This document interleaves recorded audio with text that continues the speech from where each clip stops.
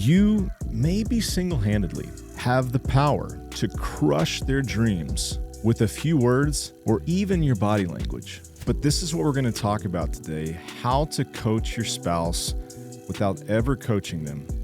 Basically, I'm going to teach you how to be a relationship Jedi.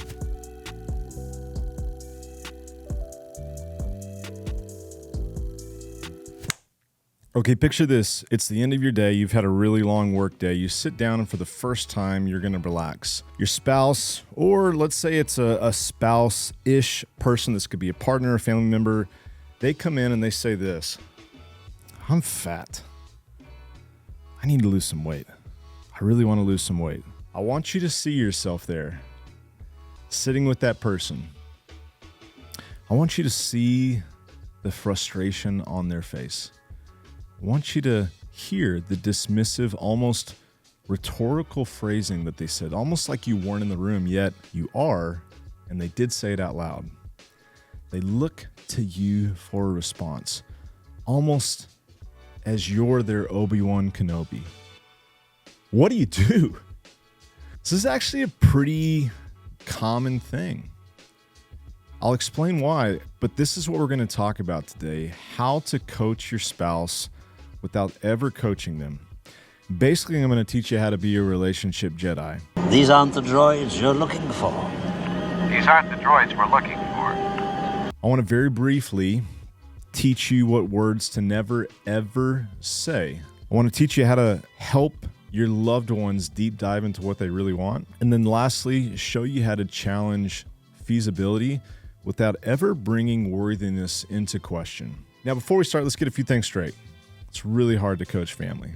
Admission of a worthy goal to you as a roommate or a close loved one is not a code or a signal for you to flip on the lights at 5 a.m. and hand them a cup of raw eggs. We're up and it's a good morning. Boy, I tell you, I need something to struggle with. 28 degrees. It's cold out there. Well, we deserve it. We've been getting away with murder. In fact, let's take it one step further. You're not in control of anything here. You're a happy passenger. And so I would not try to. I would not try to control or step into any process of this like it's about you, because it's really not. Now, having said that, they are subtly communicating to you that you're an important part of this process. You're, let's call it a stakeholder in their success. You can't control things, but you do have considerable influence by the words that you say and the ways that you'll show up for them. So your righteous influence is really going to be the focus of what we'll talk about here. Let's get started. Number one, you want to over communicate that whatever they said, whatever they want to pursue, losing weight, whatever, that goal is not conditional for your love. That could sound like this: hey, if you lose weight, get stronger, achieve, fill in the blank, whatever that goal is, that's great. But if you don't, I want you to know you're still the person that I love. I love you unconditionally.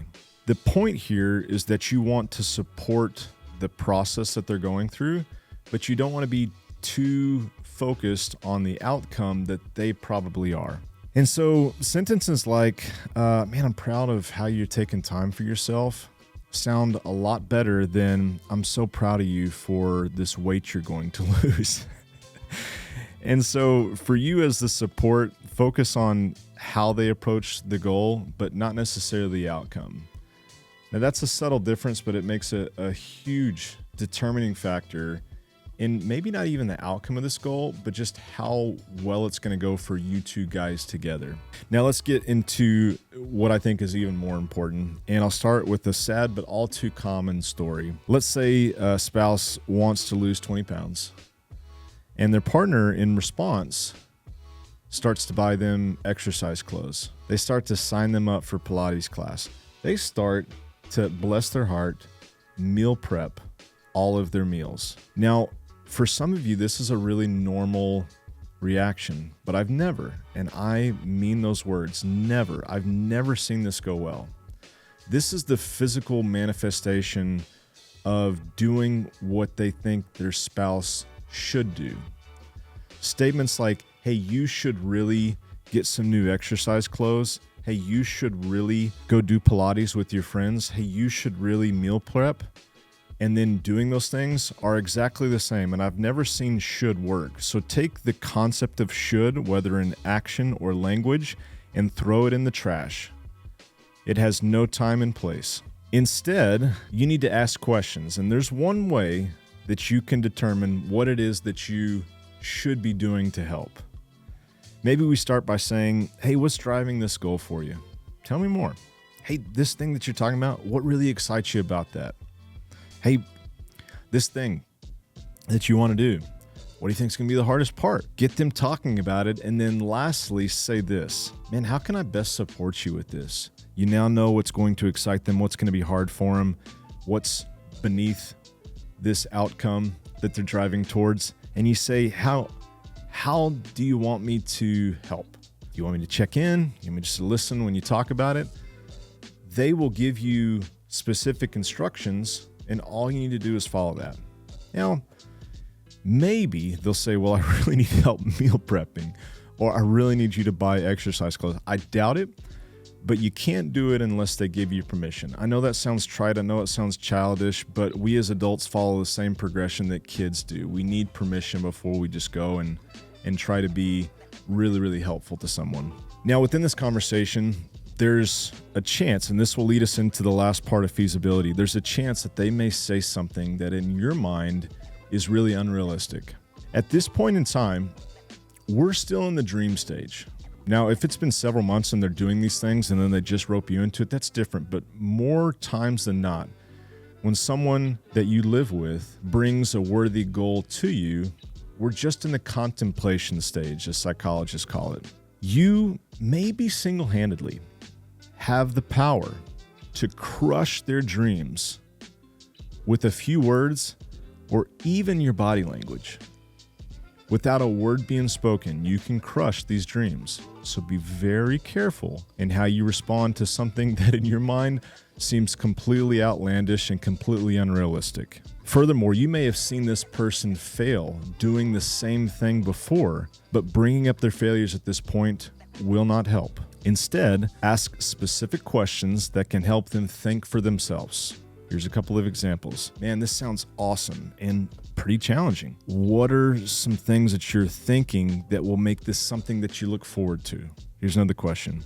Man, this is really cool that you're doing this. What if there's a way to approach this without being so hard on yourself? What would that look like?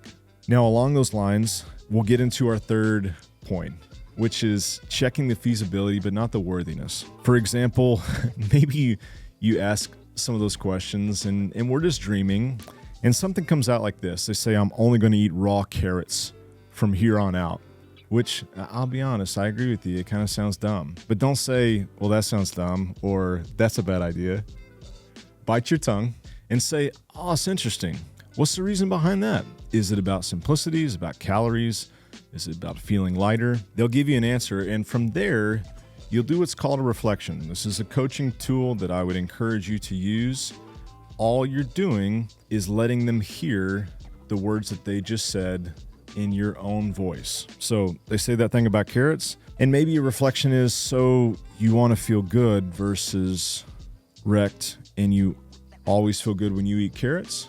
That's the start of a through line where we can get to something that's a lot more substantial, consistent, and meaningful than the method of just eating carrots all the time. Here's another example. So you want to make sure you don't overeat and you've never gorged yourself on carrots. That has the DNA and the blueprint of something that is very substantial and very sustainable.